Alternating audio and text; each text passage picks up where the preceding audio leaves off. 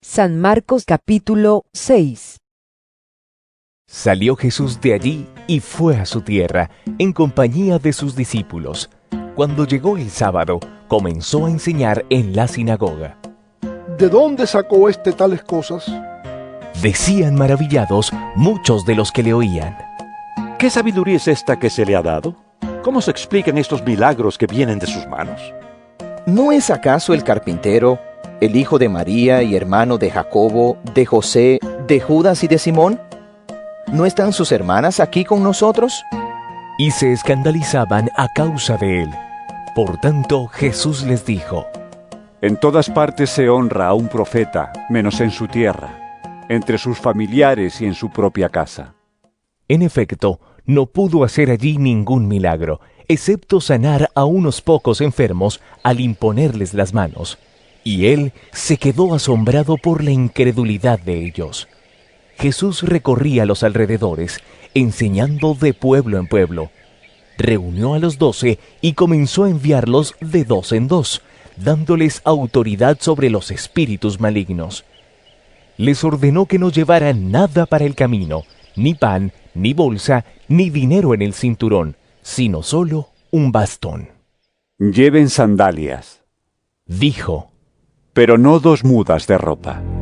y añadió: Cuando entren en una casa, quédense allí hasta que salgan del pueblo. Y si en algún lugar no los reciben bien o no los escuchan, al salir de allí sacúdanse el polvo de los pies como un testimonio contra ellos. Los 12 salieron y exhortaban a la gente a que se arrepintiera.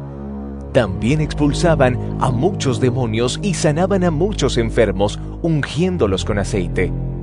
El rey Herodes se enteró de esto, pues el nombre de Jesús se había hecho famoso. Algunos decían: Juan el Bautista ha resucitado, y por eso tiene poder para realizar milagros. Otros decían: Es Elías. Otros, en fin, afirmaban. Es un profeta, como los de antes. Pero cuando Herodes oyó esto, exclamó: Juan, al que yo mandé que le cortaran la cabeza, ha resucitado. En efecto, Herodes mismo había mandado que arrestaran a Juan y que lo encadenaran en la cárcel. Herodes se había casado con Herodías, esposa de Felipe su hermano, y Juan le había estado diciendo a Herodes: La ley te prohíbe tener a la esposa de tu hermano. Por eso Herodías le guardaba rencor a Juan y deseaba matarlo. Pero no había logrado hacerlo, ya que Herodes temía a Juan y lo protegía, pues sabía que era un hombre justo y santo. Cuando Herodes oía a Juan, se quedaba muy desconcertado, pero lo escuchaba con gusto. Por fin se presentó la oportunidad. En su cumpleaños, Herodes dio un banquete a sus altos oficiales, a los comandantes militares y a los notables de Galilea. La hija de Herodías entró en el banquete y bailó, y esto agradó a Herodes y a los invitados. Pídeme lo que quieras y te lo daré, Le dijo el rey a la muchacha, y le prometió bajo juramento: te daré cualquier cosa que me pidas, aun cuando sea la mitad de mi reino. Ella salió a preguntarle a su madre. ¿Qué debo pedir? La cabeza de Juan el Bautista. Contestó. Enseguida se fue corriendo la muchacha a presentarle al rey su petición. Quiero que ahora mismo me des en una bandeja la cabeza de Juan el Bautista. El rey se quedó angustiado, pero a causa de sus juramentos y en atención a los invitados, no quiso desairarla. Así que enseguida envió a un verdugo con la orden de llevarle la cabeza de Juan. El hombre fue, decapitó a Juan en la cárcel y volvió con la cabeza en una bandeja. Se la entregó a la muchacha y ella se la dio a su madre. Al enterarse de esto, los discípulos de Juan fueron a recoger el cuerpo y le dieron sepultura. Los apóstoles se reunieron con Jesús y le contaron lo que habían hecho y enseñado.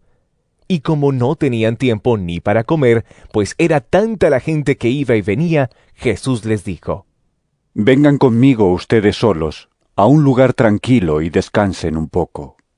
Así que se fueron solos en la barca a un lugar solitario. Pero muchos que los vieron salir los reconocieron y desde todos los poblados corrieron por tierra hasta allá y llegaron antes que ellos. Cuando Jesús desembarcó y vio tanta gente, tuvo compasión de ellos, porque eran como ovejas sin pastor. Así que comenzó a enseñarles muchas cosas. Cuando ya se hizo tarde, se le acercaron sus discípulos y le dijeron: Este es un lugar apartado y ya es muy tarde. Despide a la gente para que vayan a los campos y pueblos cercanos y se compren algo de comer. Denles ustedes mismos de comer. Contestó Jesús. Eso costaría casi un año de trabajo. Objetaron. ¿Quieres que vayamos y gastemos todo ese dinero en pan para darles de comer? ¿Cuántos panes tienen ustedes? Preguntó. Vayan a ver. Después de averiguarlo, le dijeron: 5 y 2 pescados. Entonces les mandó que hicieran que la gente se sentara por grupos sobre la hierba verde. Así que ellos se acomodaron en grupos de 100 y de 50. Jesús tomó los 5 panes y los 2 pescados y mirando al cielo los bendijo. Luego partió los panes y se los dio a los discípulos para que se los repartieran a la gente. También repartió los 2 pescados entre todos. Comieron todos hasta quedar satisfechos, y los discípulos recogieron 12 canastas llenas de pedazos de pan y de pescado.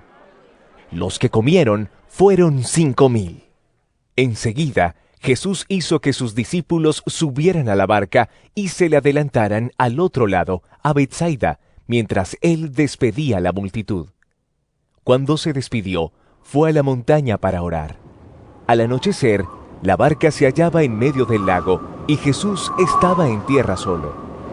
En la madrugada, vio que los discípulos hacían grandes esfuerzos para remar, pues tenían el viento en contra. Se acercó a ellos caminando sobre el lago e iba a pasarlos de largo. Los discípulos, al verlo caminar sobre el agua, creyeron que era un fantasma y se pusieron a gritar, llenos de miedo por lo que veían. Pero él habló enseguida con ellos y les dijo: ¡Cálmense! ¡Soy yo! ¡No tengan miedo! Subió entonces a la barca con ellos y el viento se calmó. Estaban sumamente asombrados porque tenían la mente embotada y no habían comprendido lo de los panes. Después de cruzar el lago, llegaron a tierra en Genesaret y atracaron allí. Al bajar ellos de la barca, la gente enseguida reconoció a Jesús.